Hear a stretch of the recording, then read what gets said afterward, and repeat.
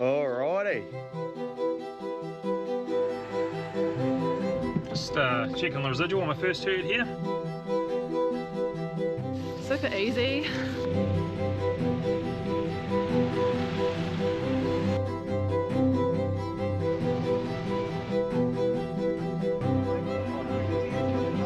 So, right, creep mark.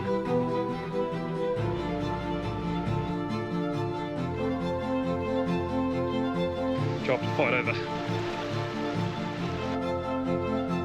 Easy as that.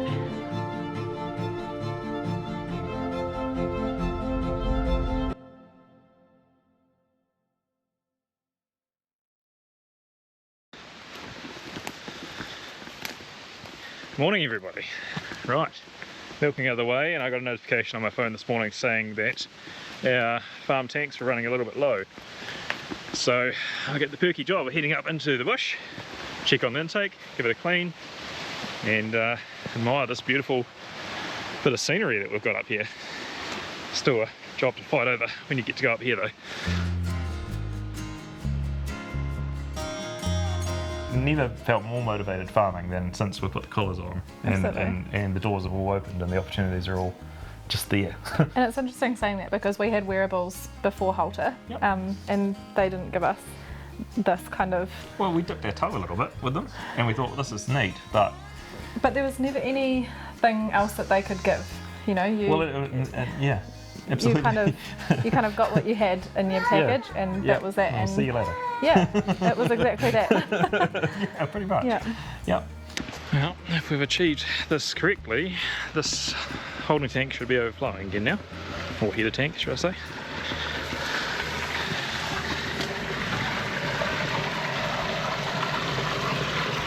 Looking good. Righto. Head back to the girls.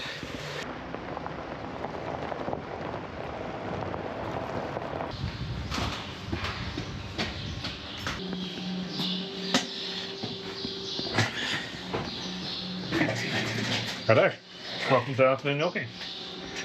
1:45.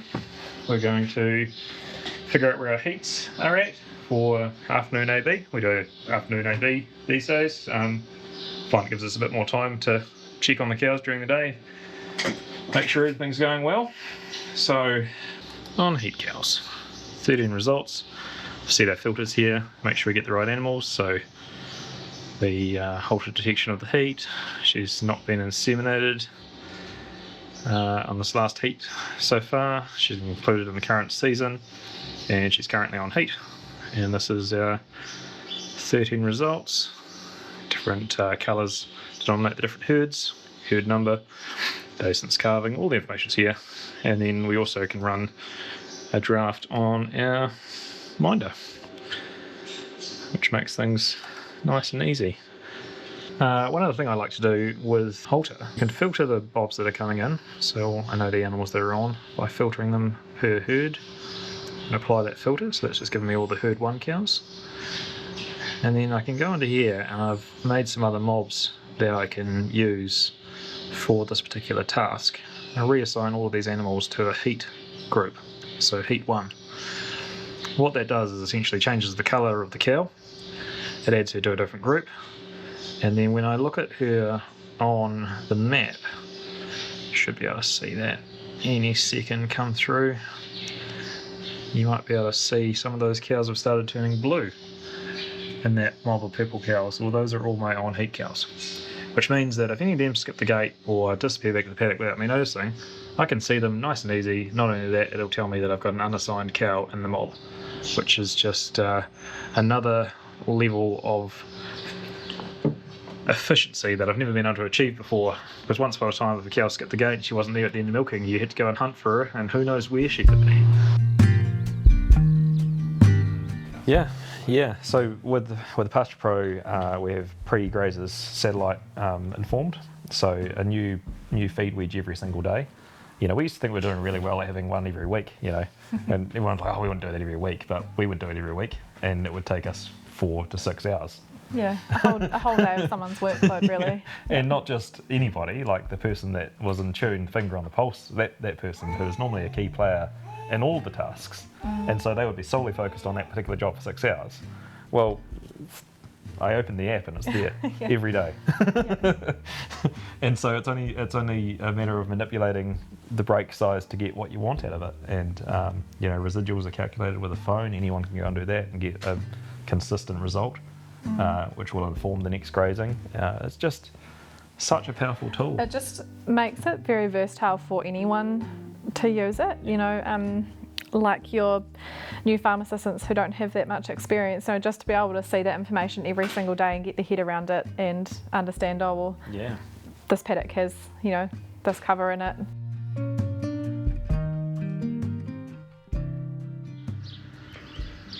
Alrighty, this morning when I got the cows in, I noticed cow number 81 popped up as a health alert.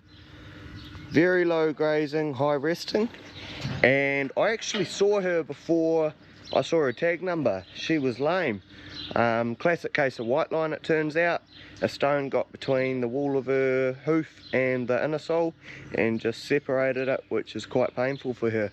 So anyway, I flicked her out, number 81 there, and she has been treated, and give her a few days and hopefully she'll be back up and going. Happy days.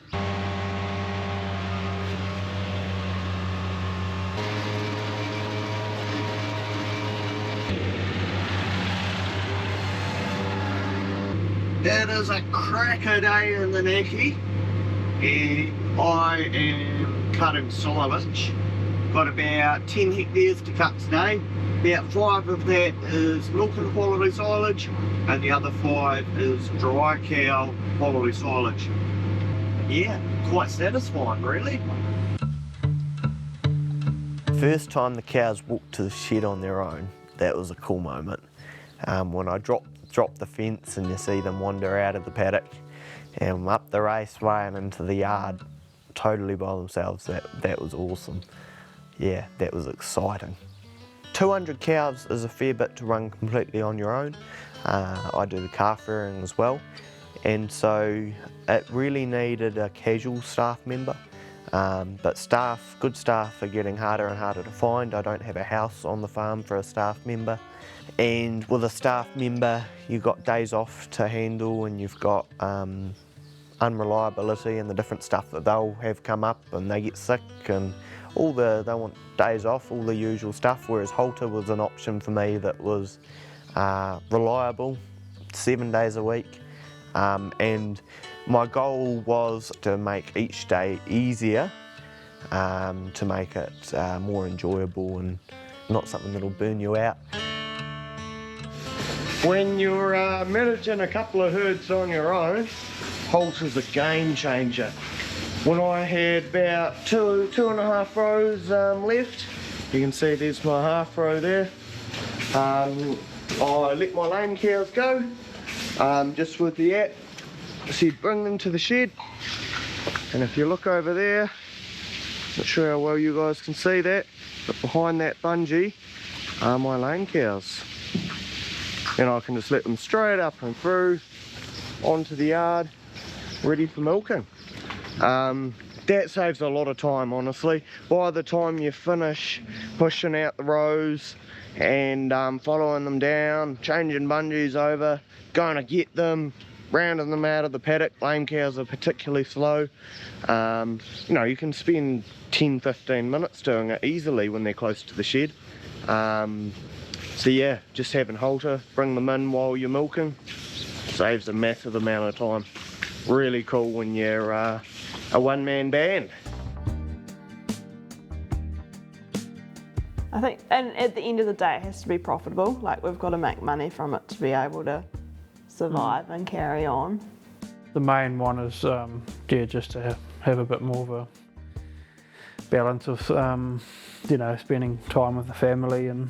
That's one of the reasons why we decided to move to the West Coast originally, was to come to like a once a day system and have a bit more of a lifestyle than in Canterbury when it's just go, go, go, go, go.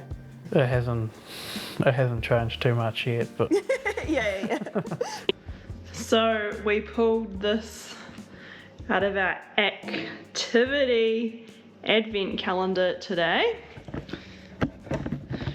So when you pull this out of your activity advent calendar and you live in the middle of nowhere, don't worry, Halter's got you sorted. Schedule Christmas lights. Let's get festive. Countdown's on. Let's go. Sounds like the kids are excited.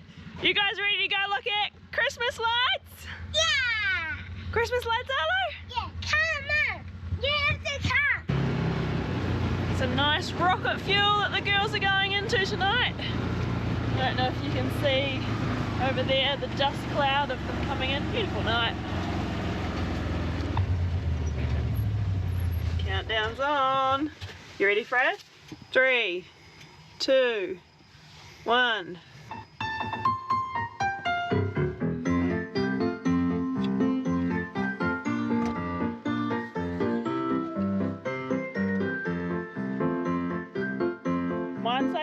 Mine says a minute. Mine says a minute 50, so maybe mine's